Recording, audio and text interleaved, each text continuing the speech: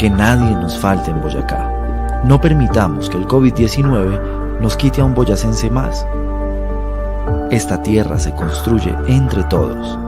Te necesitamos para avanzar.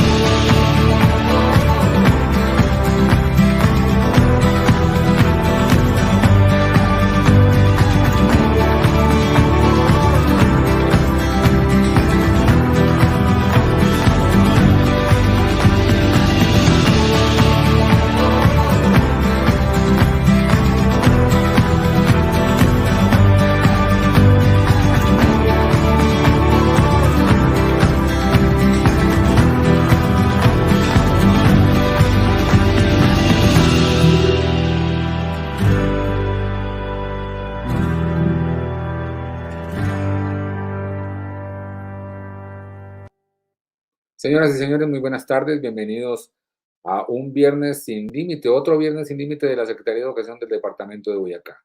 La Gobernación de Boyacá, el Ministerio de Educación y Señal Nacional y la Secretaría de Educación del Departamento les dan a ustedes una calurosa bienvenida en este programa que tiene que ver con el estrés en la infancia.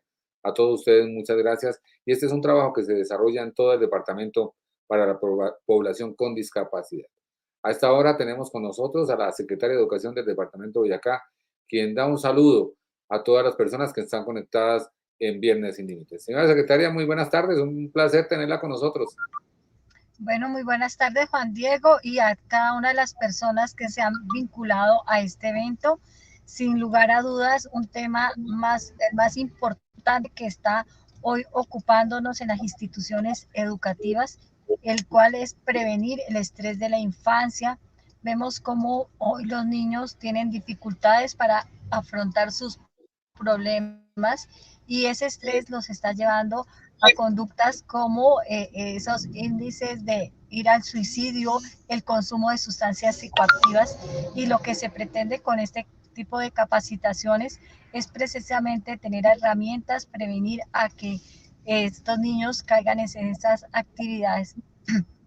Por eso recibo con beneplácito cada uno de los apoyos que recibimos para que los maestros, docentes, orientadores esas herramientas y puedan hacerle un manejo adecuado, activando las rutas adecuadas para que los niños eviten que el estrés no les permita asumir la responsabilidad de sus actuaciones y también asumir esos riesgos que se le presentan a diario. Muchas veces esos miedos, esos temores hacen que se les activen el estrés.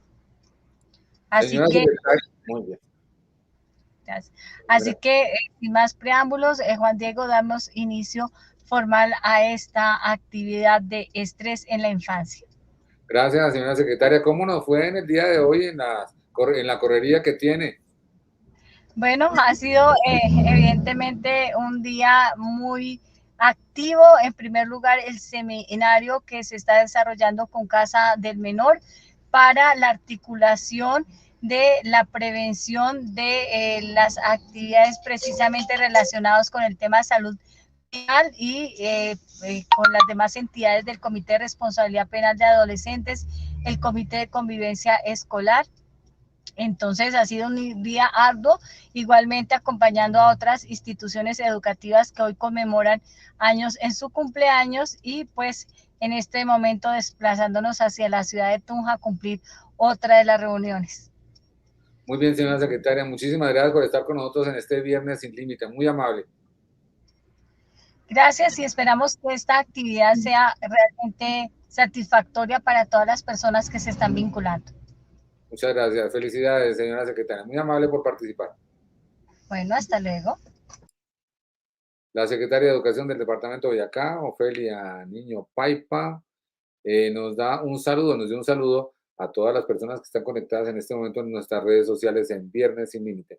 Y Gili Pedraza, del programa de inclusión de la Secretaría de Educación del Departamento de Boyacá, también participa en la tarde de hoy. Bienvenida, Dina, también. Dina García, intérprete de lengua de señas.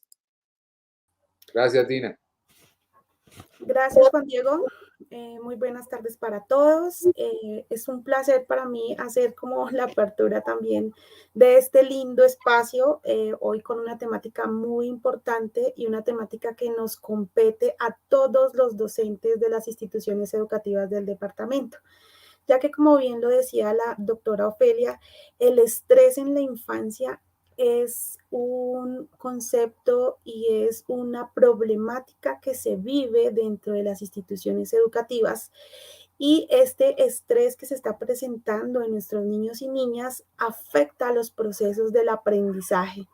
Entonces, hoy, pues aparte de tener o contar con esta invitada tan especial, con una ardua experiencia académica, laboral, también quiero extender saludos de parte de nuestra coordinadora general, la doctora Julián Marcela Uribe Zuluaga, quien es la cabeza de todo nuestro equipo, que ella siempre está al tanto, está coordinando, está dando lo mejor de sí, pues para que todas estas acciones que nosotros hacemos desde el equipo base y con nuestros profesionales de apoyo en las diferentes instituciones educativas brinden esa pertinencia y calidad en la atención para nuestros estudiantes que tienen algún tipo de discapacidad o algún trastorno en el aprendizaje. Bueno, entonces antes de iniciar también quería pues a todos los oyentes y a todas las personas que nos acompañan el día de hoy comentarles sobre aquellas actividades que nosotros venimos ya desarrollando en el cierre del acompañamiento a las instituciones educativas. Entonces, ahorita, pues nuestros profesionales de apoyo ya están en el cierre de estas actividades, están dejando toda la documentación pertinente, están hablando y haciendo cierres con los diferentes docentes y pues ya estamos como que vinculando ese proceso de sistematización a todas esas actividades que hacemos desde el equipo base y con nuestros profesionales de apoyo.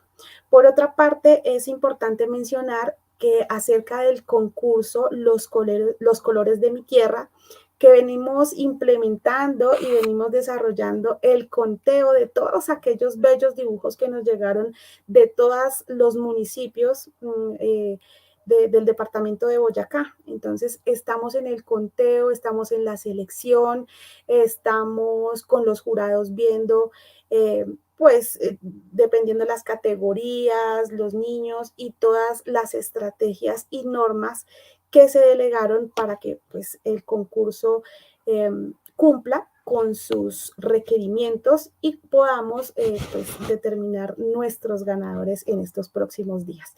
Entonces, venimos diciéndoles que ya casi vamos a dar unos resultados, estamos en el ejercicio y próximamente ya ustedes les estaremos informando también por estos medios cómo vamos a dar el cierre de este concurso. Veamos el video de Colores de mi Tierra antes de continuar. Claro que sí. Invitada especial, Gili.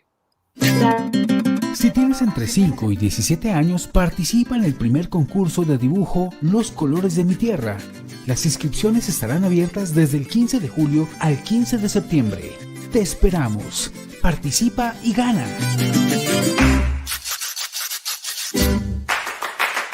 Boyacá avanza. Gobernación de Boyacá. El concurso de dibujo Los Colores de mi Tierra que emprende la Secretaría de Educación del Departamento de Boyacá también con la gestora social del departamento. Gili, nuestra invitada especial en la tarde de hoy. ¿Y de dónde viene, no? Claro que sí, hoy tenemos, como les venía comentando, una invitada súper especial, muy orgullosos de tenerla acá. Nuestra invitada de hoy viene de Chile o está en Chile, nos acompaña vía, Facebook Live y les quiero comentar que ella tiene una gran experiencia en educación infantil. Su experiencia laboral la ha venido desarrollando también en educación inclusiva en la primera infancia. Entonces, como veníamos mencionando, ella es educadora de párvulos, tiene una mención en inclusión educativa para niños de 0 a 4 años de la Universidad Central de Chile. Es licenciada en educación, tiene un máster en intervención social y educativa de la Universidad de Barcelona y tiene un postítulo en estudios de género. Entonces, súper, porque contamos con la persona idónea, nos va a resolver, yo creo que muchas incógnitas que a nosotros nos surgen, pues con este tema de la inclusión y sobre todo en este tema tan importante y como que hasta ahora lo estamos vivenciando después de esa pandemia. No solo a nosotros como personas adultas nos da estrés, sino que los niños, ¿quién lo creyera? Vienen presentando estas características importantes y que no debemos dejar de lado, porque a veces nosotros como padres de familia pues estamos muy vinculados a nuestro trabajo, a nuestras labores y pues en ocasiones no prestamos esa suficiente atención, tiempo, dedicación y cuestionamos a nuestros niños y niñas de cuáles son esas situaciones que se vienen presentando y que se le presentan dentro de su aula de clase, dentro de su institución educativa, con sus compañeros, ¿sí? Entonces, es importante que nos detengamos a cuestionar, a indagar, a compartir con nuestros niños y niñas estas situaciones, pero yo no tengo tanta experiencia en el tema, entonces sin más preámbulos, démosle la bienvenida a Carla.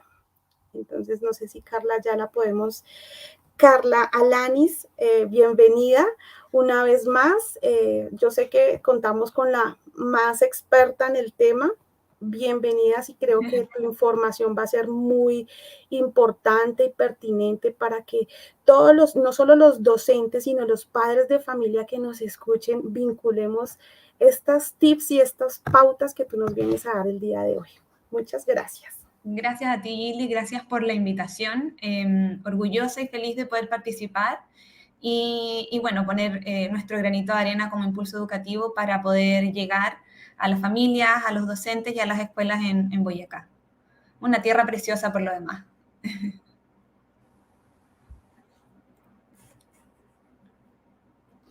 Perfecto, muchas gracias.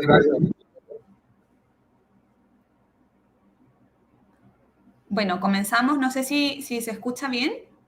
Se está escuchando perfecto y ya las diapositivas se están viendo perfectas. Perfecto. Bueno, vamos a hablar entonces, como bien decían todas, sobre el estrés en la infancia y cómo este estrés afecta el aprendizaje de los niños. Quisiera comenzar con una frase de la Fundación Amanda Céspedes. Proteger hoy el cerebro infantil y su desarrollo integral no será solo una estrategia económica global, será la forma de construir desde ya un mundo más compasivo, respetuoso y solidario. Hoy hablamos de capital cerebral, hablamos de capital de humanidad.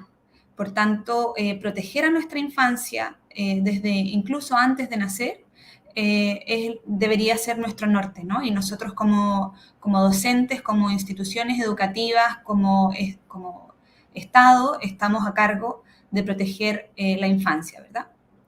Ahora quisiera comenzar con una pregunta sencilla, ¿qué es el aprendizaje? Cuando uno habla de aprendizaje, ¿qué es lo que nosotros consideramos? En general hablamos de conocimiento, ¿verdad? El niño que va, se sienta en la sala de clases y escucha y recoge todo lo que el docente le tiene que decir. Pero el aprendizaje va mucho más allá. El aprendizaje incluye habilidades, actitudes, valores que yo tomo, aprendo con H, digamos, y lo incorporo en mi diario vivir, formas de reaccionar, etc. Entonces, como dice Stanislas Dehaene, aprender es construir un modelo interno del mundo exterior. ¿Y por qué aprendemos? Nuestro ADN viene con muchísima información, son cerca de 6.000 millones de bits, que es digamos, la unidad de medida de la información, pero si eso lo transformamos a lo que hoy llamamos como megabytes, toda esa información que viene en nuestro genoma no son más que 750 megabytes, es decir, es menos de 1 giga. Es poquísima información. Entonces, ¿por qué necesitamos aprender?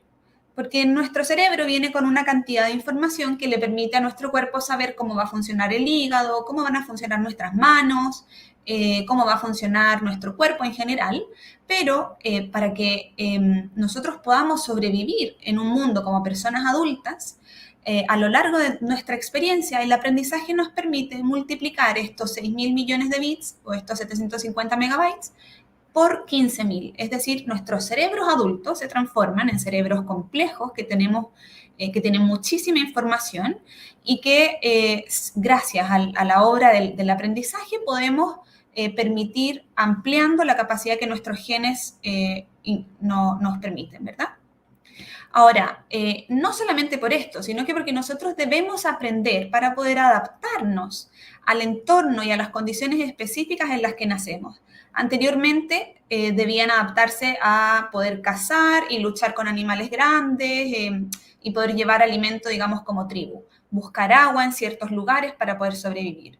Hoy nuestros niños tienen el desafío de adaptarse a las condiciones de la escuela, aprender a leer, aprender a escribir, aprender a hacer amigos y a socializar y a adaptarse a un mundo que nos permita no solamente sobrevivir, sino que crecer y desarrollarnos de manera saludable. Es así como nuestro cerebro entonces se transformó en un experto en el aprendizaje. Nuestro cerebro está permanentemente buscando aprender, buscando la novedad, buscando cosas nuevas. Y gracias a la experiencia es capaz de modificarse por sí solo, adaptarse. Y ese potencial de modificarse gracias a la experiencia es lo que llamamos hoy en día plasticidad cerebral. Ahora, la escuela recibe estas mentes muchas veces desde los meses de nacido de los niños. ¿Y qué es lo que hace entonces? Actúa como un acelerador de mentes. Ahí nosotros, los educadores que no somos neurocientíficos, no somos expertos en el cerebro, tenemos una tremenda misión y que es básicamente modificar el cerebro de cada niño cada día. El aprendizaje finalmente se traduce en eso, en los cambios que a nivel cerebral nosotros como docentes, proporcionando experiencias ricas, le podemos entregar a ese niño las oportunidades de aprendizaje que cada uno de los niños que nosotros vamos a tener y atender va a poder desarrollar. Ahora, este cerebro no es un cerebro sencillo, el cerebro humano es un cerebro complejo. Se habla de que tenemos 3 cerebros en uno. El primero como este cerebro reptiliano que actúa en situaciones de supervivencia, es donde se actúa el mecanismo de lucha, se activa el mecanismo de lucha o huida, etcétera. También tenemos este cerebro límbico, que es el cerebro de los mamíferos, que básicamente maneja todo lo que son las emociones, que nos hace seres sintientes. Nosotros tenemos amor, dolor, alegría, etcétera, gracias a las estructuras cerebrales que nos permiten sentir emociones. Y un cerebro que es propio de los humanos, que es el cerebro racional, que se debe gracias a esta corteza, que la tenemos, bueno, solo los humanos, y que nos permite ser seres racionales, nos permite planificar, anticipar, realizar operaciones matemáticas, etcétera. Ahora, dentro de esta impresionante estructura que es el encéfalo, hay 4 estructuras clave para el aprendizaje y la memoria. La primera de ellas es la amígdala, que es una estructura que se replica en los 2 hemisferios cerebrales y que nos permite detectar las señales de alarma, de peligro, ¿verdad? Entonces se activa cuando, por ejemplo, escuchamos un ruido fuerte en unas circunstancias en las que no debiésemos escucharlo. O cuando empieza a temblar y nosotros nos levantamos de la silla para buscar protección, digamos. Entonces esa es la amígdala, y que además la amígdala, las investigaciones dicen que se preocupa de almacenar el componente emocional de las experiencias que vivimos.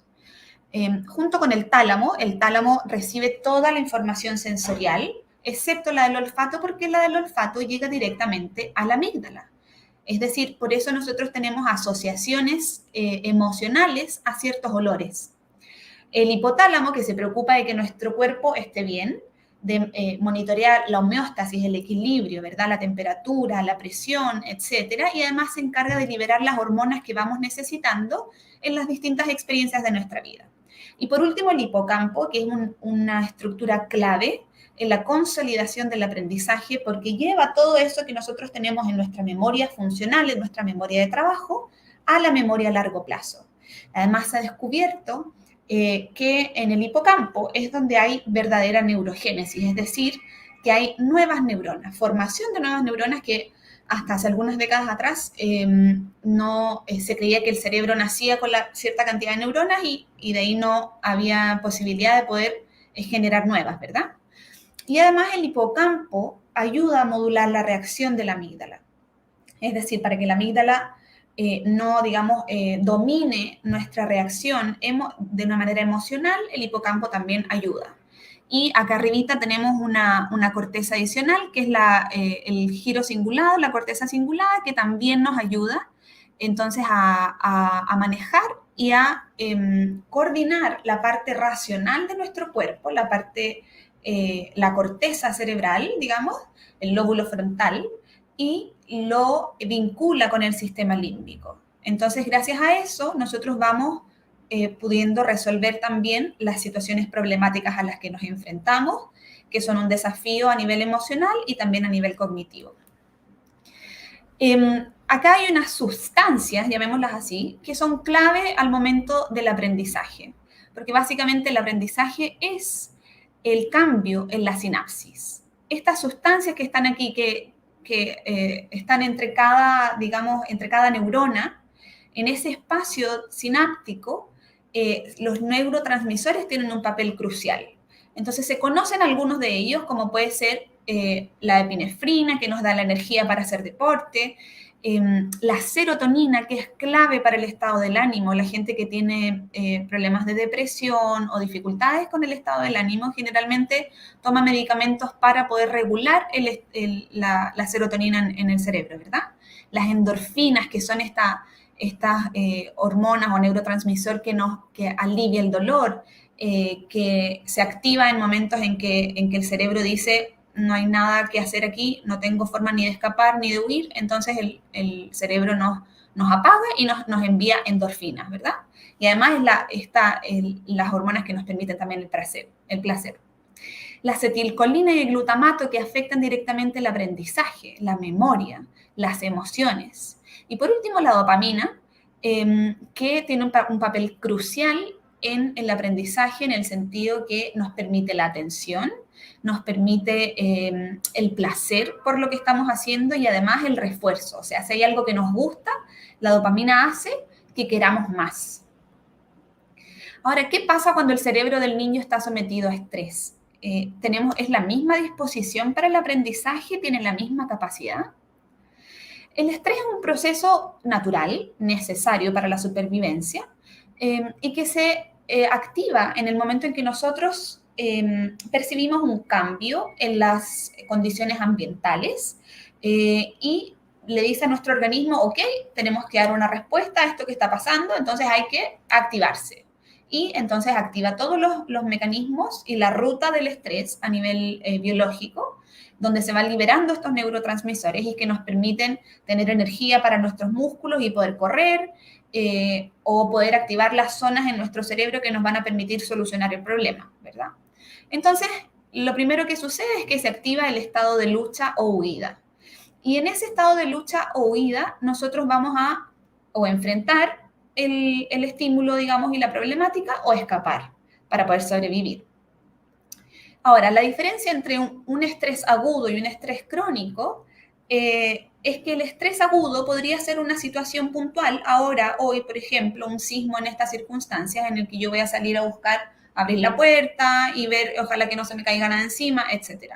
Sin embargo, el estrés crónico se da cuando el estado de lucha o huida es permanente, es con mucha frecuencia, con mucha intensidad, y el cerebro va teniendo dificultades para poder regularse y volver al estado de equilibrio, ¿verdad? A encontrar la calma. Y es así como entonces nosotros experimentamos el estrés crónico.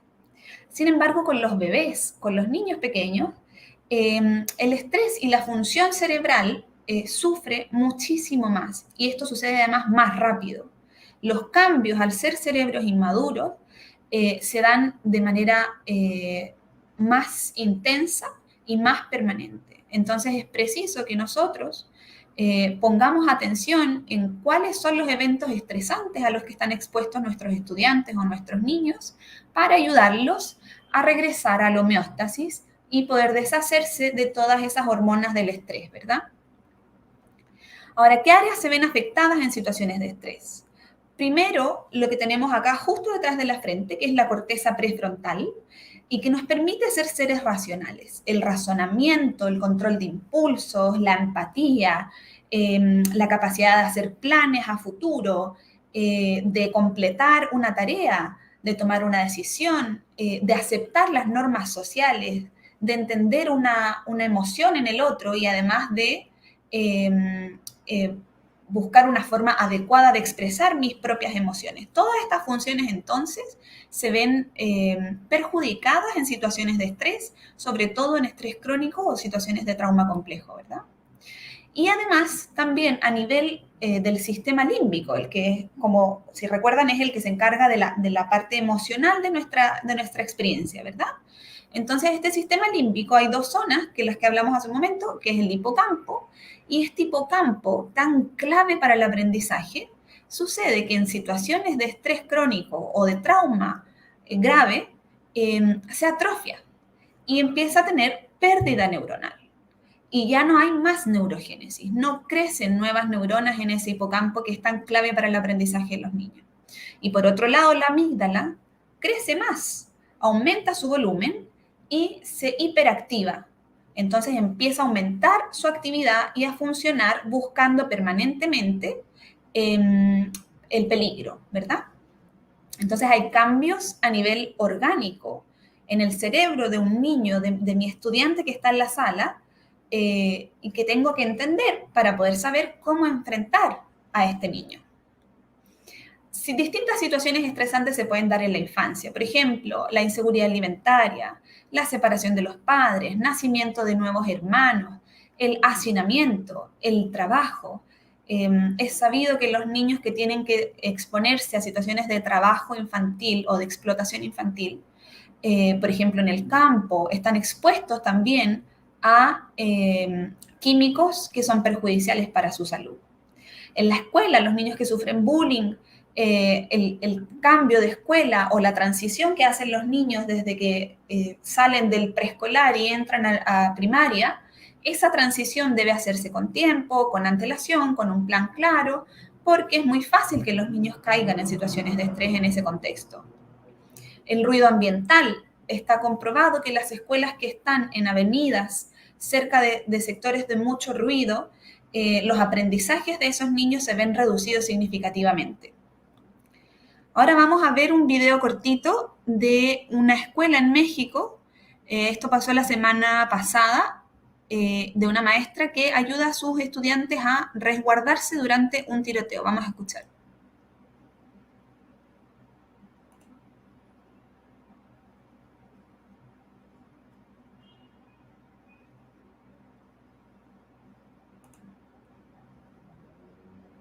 Me parece que no se ve.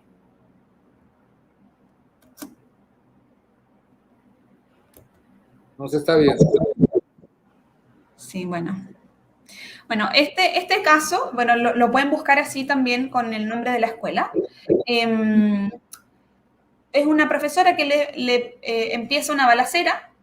Hay gente, digamos, delincuentes enfrentándose fuera y la profesora lo que tiene que hacer es intentar que esos niños se calmen. Es a las 2 de la tarde, por tanto los niños después continúa la jornada. Y entonces esta es una clara situación de estrés para los niños y niñas.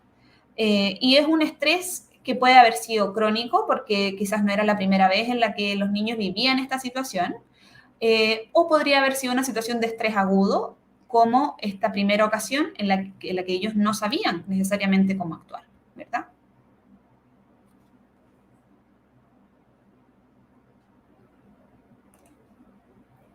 Bueno, entonces, cuando hablamos de situaciones de estrés, podemos tener situaciones como esta, de violencia callejera, de delincuencia, crisis políticas, pandemias, ya lo sabemos, ¿no?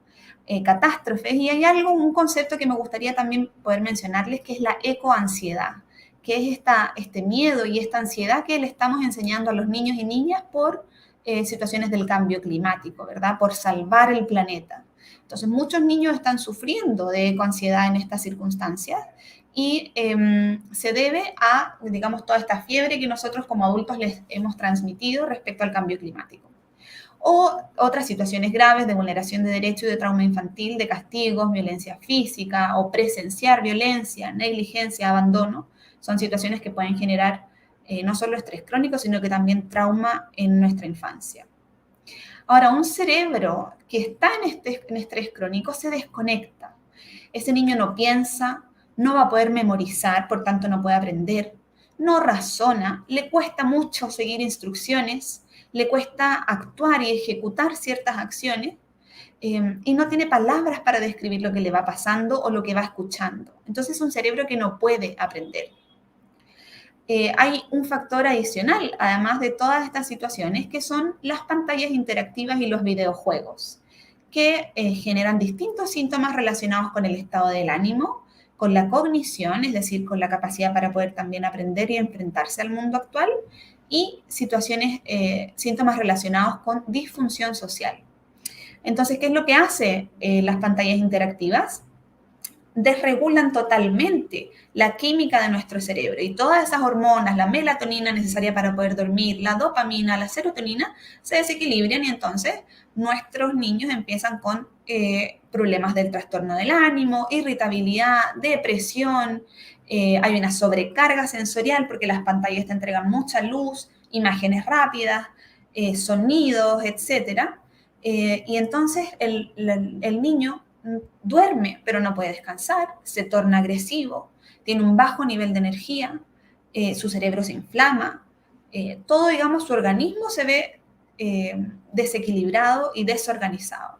A nivel de cognición, entonces, encontramos niños con baja tolerancia a la frustración, con dificultades para controlar los impulsos, con psicosis. Hay niños que tienen dificultades para poder diferenciar qué es lo que pasa en la película, en el videojuego, con lo que pasa en la vida real.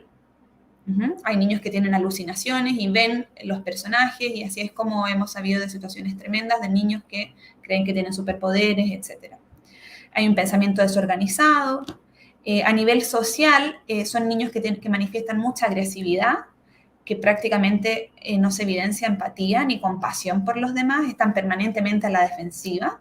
Hay una ansiedad social al enfrentarse a situaciones de interacción, rebeldía, una actitud desafiante. Son niños muy difíciles con los que nos encontramos finalmente nosotros en las escuelas y con los que los propios padres no están pudiendo lidiar.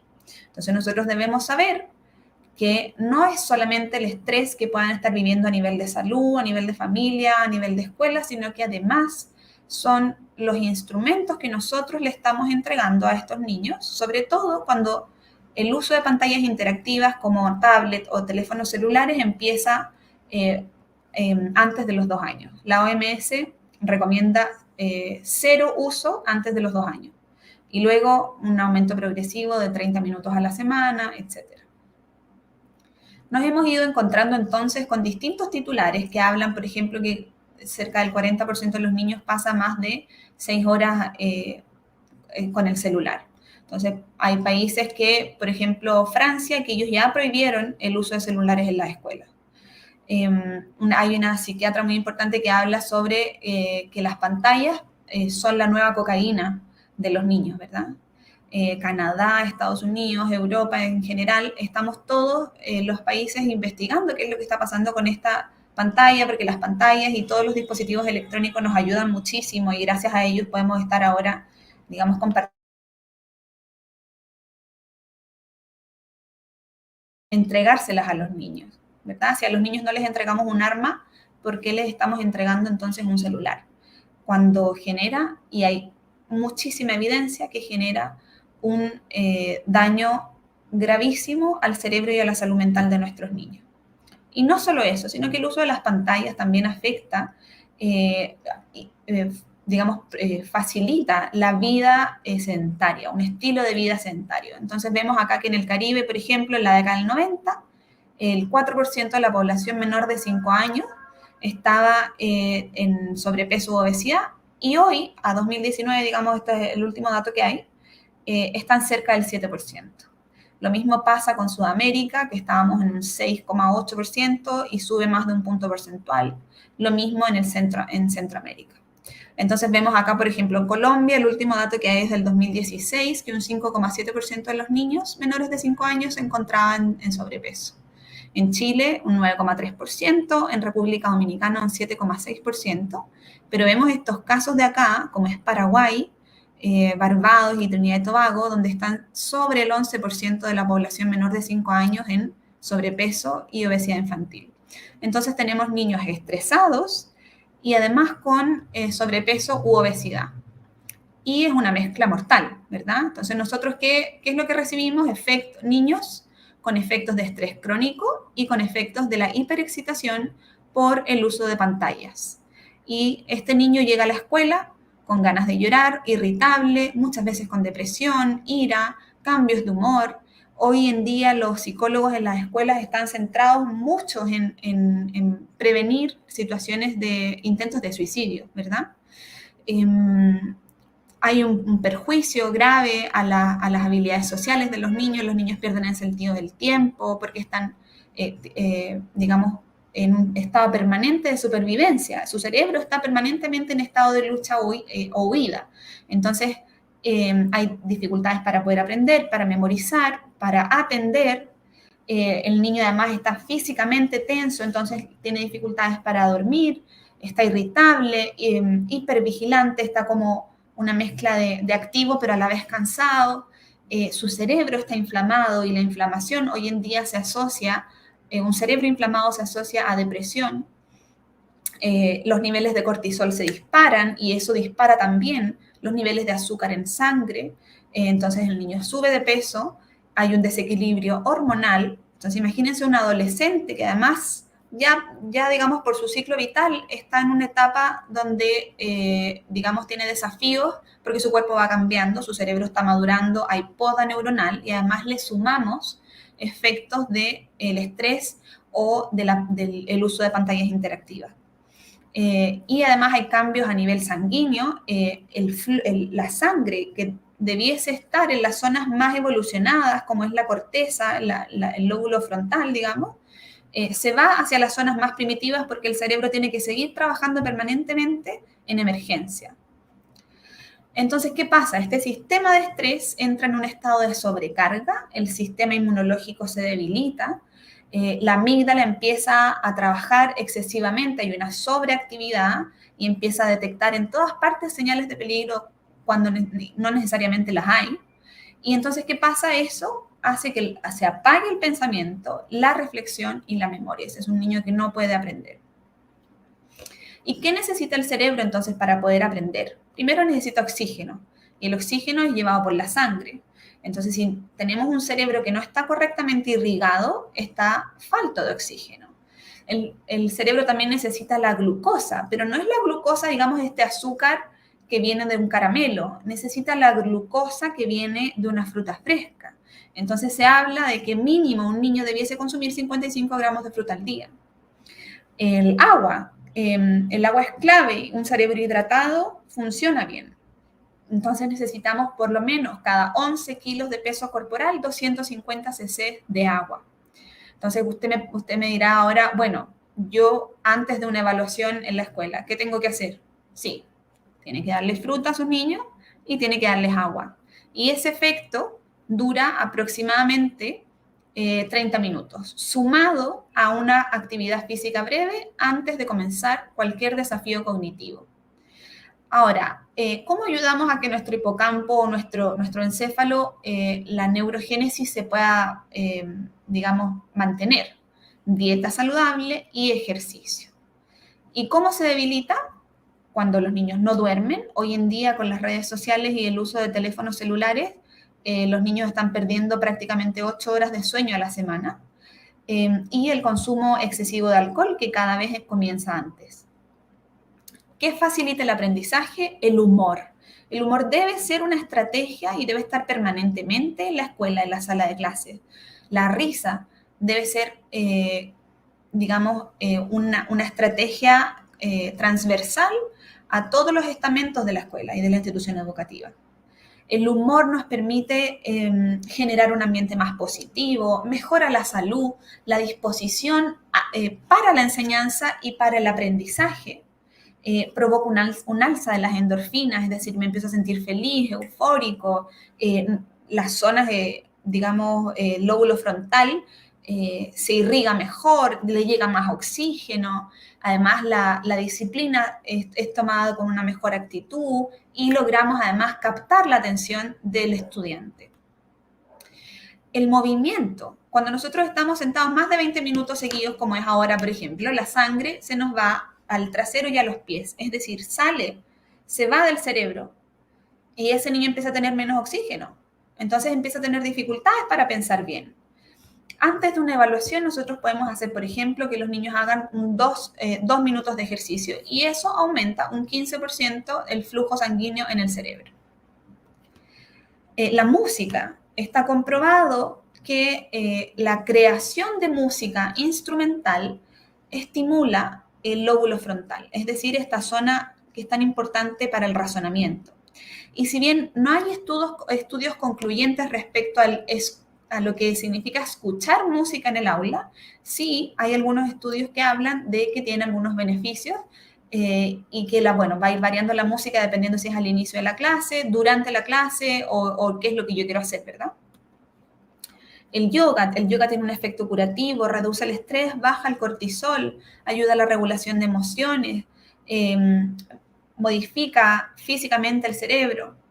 El tacto, los masajes, el poder tocar y ser tocado, genera serotonina en nuestro cuerpo, calma el dolor, nos permite mejorar la tensión, nuestra frecuencia cardíaca y nuestro cortisol disminuyen, pero aumenta la oxitocina, entonces nos sentimos felices. El mindfulness, que es esta meditación de conciencia plena, que se habla que a los pocos días de comenzar con el hábito del mindfulness, ya hay cambios a nivel neuronal. Nuestras redes neuronales se modifican positivamente. Nuestra red neuronal por defecto, que es esa red, esas zonas del cerebro que se activan cuando nosotros estamos como soñando despiertos, digamos, empieza a reducir su actividad, entonces el cerebro puede relajarse, mejora la creatividad, baja el cortisol, activa las zonas importantes para el pensamiento. El contacto con la naturaleza. Las investigaciones hablan de que cerca de un 50% de la población vive en sectores urbanos y eso va a ir aumentando durante las siguientes décadas, ¿verdad? Y eso se asocia a un mayor riesgo de trastornos mentales. La activación de la amígdala es mayor al vivir en sectores urbanos, pero sin embargo, con 1 hora de caminata por la naturaleza, nuestro cerebro y nuestra amígdala se relaja. Nuestra amígdala deja de buscar peligro, ¿verdad? El cortisol baja, el miedo baja, aumenta las emociones positivas. Los abrazos. Se ha demostrado que abrazar y recibir abrazos baja el cortisol. Entonces, antes de enfrentarnos a una situación de estrés, un abrazo nos ayuda a amortiguar esa respuesta que nuestro cuerpo va a dar a esa situación.